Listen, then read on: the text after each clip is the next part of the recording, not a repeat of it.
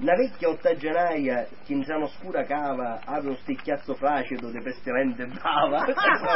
Sono delle immagini un po' forti. I paragoni tempiani. Chi giace in sana inerzia l'accarato e spano e l'anni e le disgrazie lo prolungaro all'ano.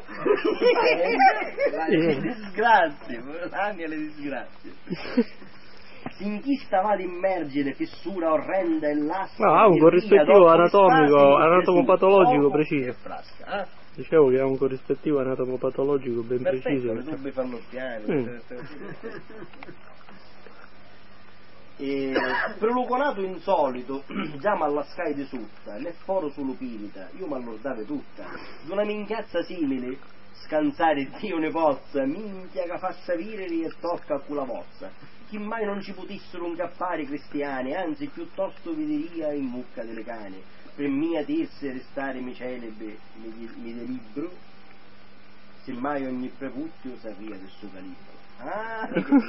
Sbagliato. Restare mi celebre, mi delibro. Uno allora potrà dirsi che una caverna è un cullo, con mia sta canna d'organo e più non farà sonata, l'uccello me ne liberi, ne resto attaccagnata. Cadivi in la zappola stavolta, a questo fu, e il rosso stocchio allargati, tu non mi tocchi più. Però è tutto in controluce, Sì, non se lo rende. Il lungo cospirano con noi, il luogo cospirano con noi, siamo soli. Vieni, nostra mia figlia, di bacio tuo culle, che tardi! E via, sciogli il laccio, anche via. Non ti spaventi, o figlio del cazzo, il grande artiglio. Ricorda, calati, o Dio del lume, e lascia a questo cazzo di quel tondino in plume le crespe discretate. Se comincia adesso, lascia che io l'introduco. Se non è questo il buco. Ho intravenuto al verbo. È più leggero il mondo. Che rabbia, oh Dei, che noia! Che piacere, che gioia! Affanno più tiranno io non provai finora. Di dolcezza ancora io manco, e di piacere. Su venite, o bardassoni, se volete coi coglioni tutto il cazzo in culo averto. È bellissima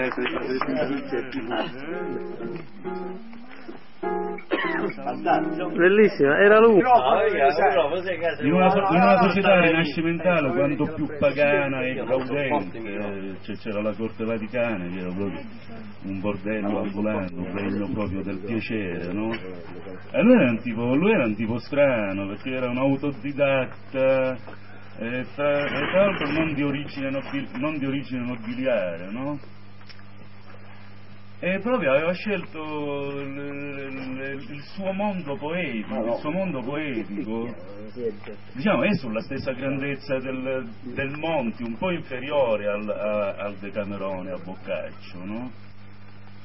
Per lui era veramente un gaudendo, sì, in una società di gaudenti lui identificava poesia e vita, no? Andava nei bordelli, andava tra la passagente, c'è delle equazioni, no? C'è il dubbio e poi c'è la risoluzione in settenari, cose di questo tipo. Leggo a caso, ne ho segnato alcune ma non ho scelto. Frate Cipolla, gran predicatore, veggendo gli altri frati abbuggerare, trovato un fraticello, si mise in coro, voler un tal secreto anche trovare. Ma ben presto alla prima fece errore, spingendo il cazzo in su senza bagnare, onde fe di quel culo un melagranato. Utrum, latino. Se per provar fece peccato, equazione, risoluzione. I gran sommisti tengono tutti quanti, e con quelli casisti di coscienza, che dei peccati se ne trovino tanti, che bisogno non hanno di penitenza. Perché dove il voler non si fa innanzi, si attribuisce tutto a negligenza. Onde, senza voler fe, il frate il tutto non fu peccato già per il tutto. È difficilissimo a livello linguaggio. Scusa?